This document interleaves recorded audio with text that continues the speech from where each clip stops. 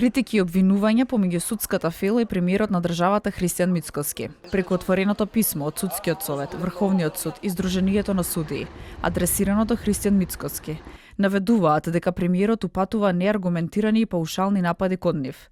Според нив, судскиот систем никогаш не генерирал долгови, туку судовите преку наплата на паушали и парични казни со години наназад ја полна државната каса, а за возврат не добиваат никаков поврат од буџетот, нови вработувања, дигитализација на услугите, опремување на сотниците.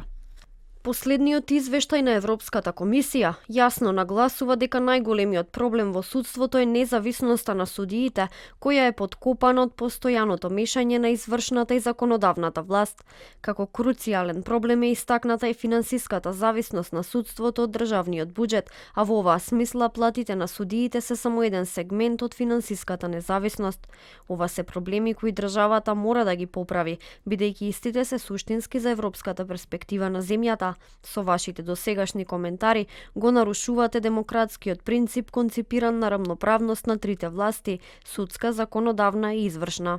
Премиерот Христијан Мицкоски изјави дека нема да коментира ваков тип дописи.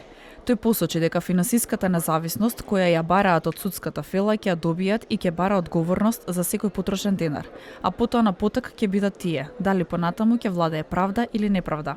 Граѓаните нека кажат дали се тие задоволни од испораката на правда во Македонија. Еве, јас ќе молчам. Се ќе добијат. Секој денар ќе го гледаме каде го троши. Бараат финансиска независност, ќе добијат. Како претседател на владата сум прв за тоа да го добијат. Да видиме тогаш што ќе пречи. И очекувам исто така да излезат од Брисел и да кажат браво. И да ни кажат дека сме одлични. Петка дека сме добри. Затоа што нели тоа беше проблемот.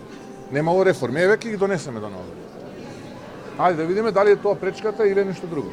Оваа реакција од судската власт доаѓа откако претходно Мицкоски изјави дека судиите и обвинителите не заслужуваат повисоки плати, бидејќи немаат резултати. Минатата недела Европската комисија во извештајот изнесе загрижувачки тонови за Македонија. Од Брисел со нула за борбата со корупцијата и судството во земјава.